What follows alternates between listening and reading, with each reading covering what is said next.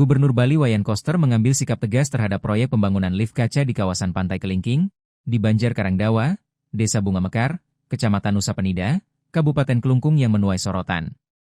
Setelah melakukan kajian dan menemukan pelanggaran sangat berat, Koster memerintahkan penyetopan dan pembongkaran lift kaca tersebut.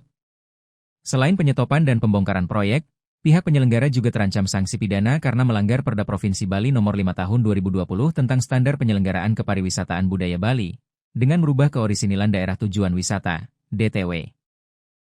Sikap tegas itu disampaikan Gubernur Koster dalam jumpa pers di Gedung Jaya Sabha, Minggu 23 November 2025.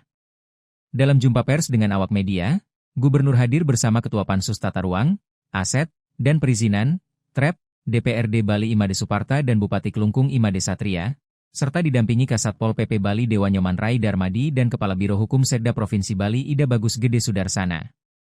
Koster mengungkap setidaknya 10 pelanggaran yang dilakukan PT Indonesia KIC Tourism Property Investment Development Group, IKPIT, selaku penyelenggara proyek. Ada 5 jenis pelanggaran berat dan kalau dirinci bentuk pelanggarannya total ada 10, kata Koster. Pertama, proyek ini melanggar tata ruang yang diatur dalam Perda Provinsi Bali Nomor 3 Tahun 2020 tentang perubahan atas Perda Provinsi Bali Nomor 16 Tahun 2009 tentang RT-RWP Bali 2009 hingga 2029. Terkait tata ruang, ada 5 bentuk pelanggaran. Kedua, pembangunan lift kaca dengan luas 846 m2 dan tinggi 180 m beserta bangunan pendukung kepariwisataan berada pada kawasan sempadan jurang, tidak memiliki rekomendasi Gubernur Bali sebagaimana syarat yang ditentukan. Ketiga, pondasi, bore pile, bangunan jembatan dan lift kaca berada di wilayah pantai dan pesisir, tidak mendapat rekomendasi Gubernur Bali dan tidak mendapat izin pemanfaatan kesesuaian kegiatan pemanfaatan ruang laut, KKPRL, dari Kementerian Kelautan dan Perikanan. Ketiga, tidak memiliki rekomendasi Gubernur Bali terhadap kajian kestabilan jurang. Keempat, tidak ada validasi terhadap KKPR bagi PMA yang terbit otomatis melalui OSS, sebelum berlakunya PP Nomor 28 Tahun 2025.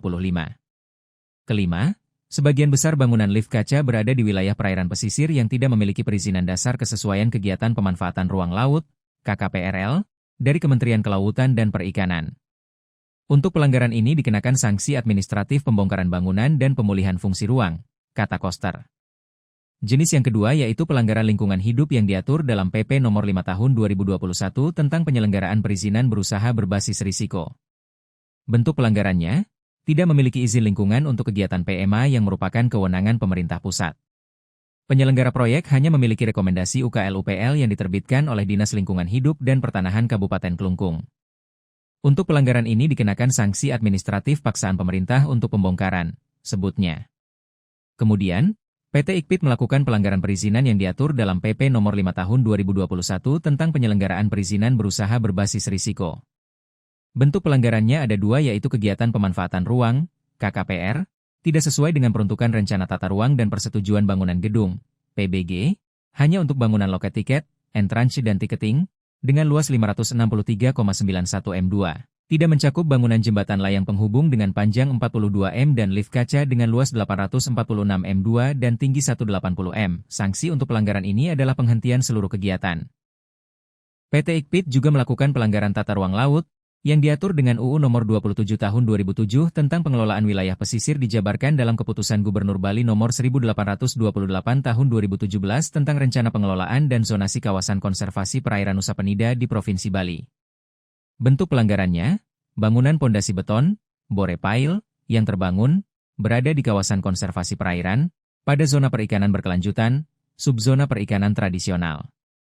Di kawasan ini tidak diperbolehkan pembangunan bangunan wisata termasuk bangunan lift. Untuk pelanggaran ini, dikenakan sanksi administratif berupa pembongkaran bangunan.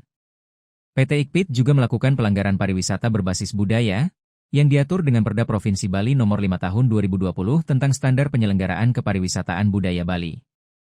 Bentuk pelanggarannya yaitu merubah keorisinilan daerah tujuan wisata, DTW. Untuk pelanggaran ini ada ancaman sanksi pidana, tandasnya. Download Tribun X sekarang, menghadirkan lokal menjadi Indonesia.